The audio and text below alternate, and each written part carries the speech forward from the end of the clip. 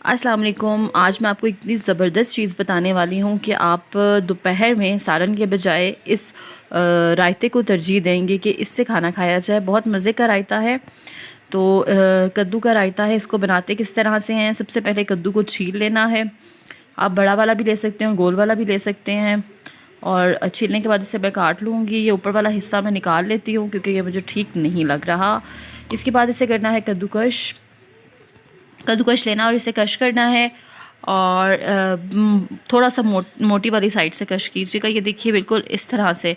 अब इसे क्या करना है, आप किसी भी पैन में डालें और सिर्फ आधा कप पानी, ज़्यादा पानी नहीं डालना, जिसमें बस 3 से 4 मिनट ये पक जाए और पानी भी ख़त्म हो जाए। आधा कप पानी डाल के इसे चूल्हे पर रख देंगे और इससे 3 से 4 मिनट बॉयल कर लेंगे। तो ये देखिए ये बॉयल हो चुका है। अब क्या करना है, इसे ठंडा होने के लिए रख दूँगी मैं एक तरफ।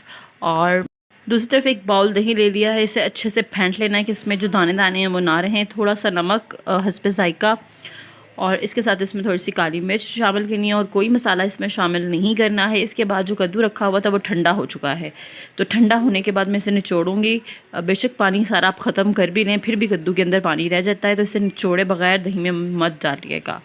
और बस ये बड़ा सिंपल सा और बड़ा मज़ेदार सा जो हमारा कद्दू का रायता है ये तैयार हो गया है।